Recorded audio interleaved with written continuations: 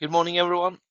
Linus from StruSoft here, and this week I'm gonna show you a little bit about formslabs in Impact Revit. So let's get going. I have my 2D view here with a layout, so I will draw some formslabs in this area here.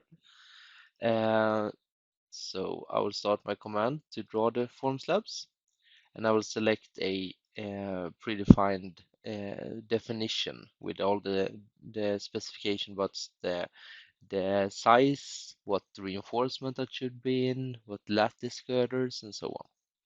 So what I will do now is I will select my boundary and I will use my pick points in this case. So I will start up in this corner here and just work my way around the edges. So I will do the inner edge of the walls, and then I can decide to put what we call um, support lengths on, so we can extend the lengths, which we can see here. But I will start with the direction because how it plays now, it's not what I really wanted. So I can either select a new insertion point or select direction. So I'll do that right now, which we see now that our form slabs are rotated. So this is good enough. You see the direction here. I can also change it to like 45 degrees if that's desirable, but 90 for me this time is good. So yeah, here I also have more things that I can change, but for now I will just keep it like this. Except for one thing, I would like to show the full thickness of the slabs, and I will show you what that means later on.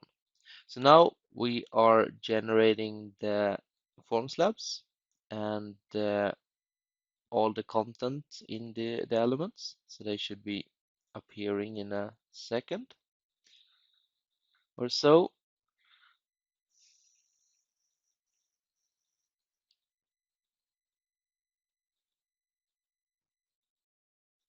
And there they are.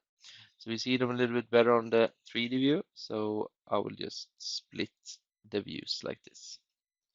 So you see that we are getting the form slab with the lattice girders, these green symbols here. The plus sign is the lifters, where to lift in the girders. And this is this placing point showing the direction of the slabs. So yeah, you can also see this line here, or it's not a line, but it's just a symbol. This is showing you the correct thickness when you have the cast in situ concrete casted. So if I do a section view here and go to that view, you'll see that it shows it a little bit better. So this is good when you're gonna like see if everything fits in the yeah, around the walls and stuff. You know where the top of the concrete will be. You also have the option to I will take this element maybe to edit this wall and use another um, option. So instead of show full thickness, I will show in situ concrete. And what that will do is instead of showing us this symbol, we'll get like a piece of concrete on top of the slab. And this means that we can also plan the top reinforcement that will be placed in the construction site. So there are two options there depending on what is needed.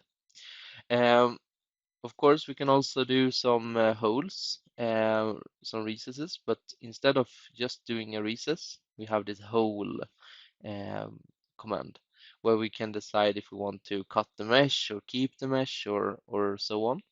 but we can also add the end stops so that everything is placed in the same way.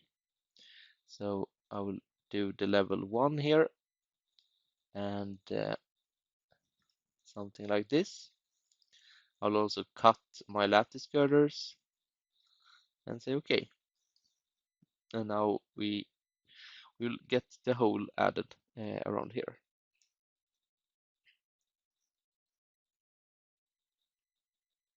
Like this.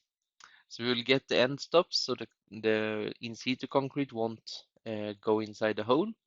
And we also cutting this lattice girders according to some set of rules. And of course, we have more things that we can do, but the last thing I want to show you is how the shop drawing would look like. So I'll just save this one, and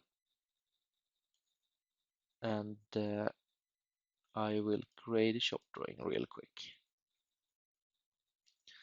like this.